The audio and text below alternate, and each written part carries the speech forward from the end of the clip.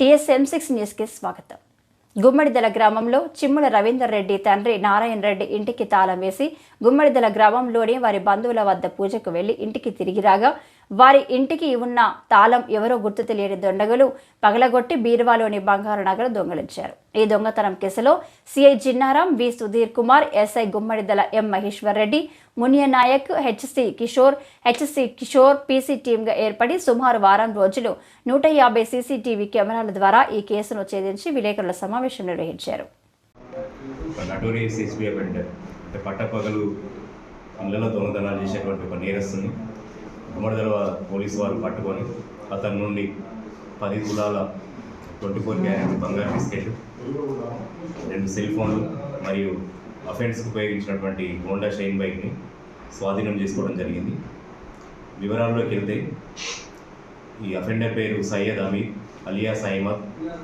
ఇతను వరంగల్ చెందినవాడు.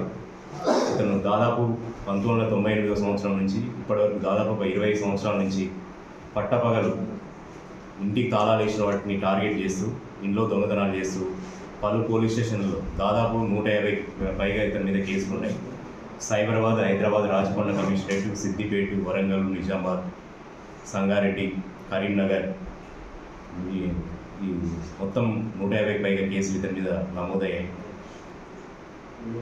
ఇతను షోలాపూర్లో కూడా కొన్ని రోజులు ఉండి అక్కడ ఇల్లు కొనుక్కొని ఇల్లు అమ్మేసి మళ్ళీ దొంగతనాలకు పాల్పడడం జరుగుతుంది. రీసెంట్గా మా దగ్గర గుమ్మడిదలలో ఆదివారం రోజు మధ్యాహ్నం సుమారు 1:30 ప్రాంతంలో చిమ్ముల రవీందర్ రెడ్డి అనే వాళ్ళు పక్కనే అదే విలేజ్లో ఫంక్షన్కి పోగా ఇంటికి తాళం వేసిన దాన్ని ఇతను పగలగొట్టి ఆ ఇంట్లో ఉన్నటువంటి దాదాపు 30 తులాల బంగారు ఆభరణాలని దొంగిలించుకొని పోవడం జరిగింది.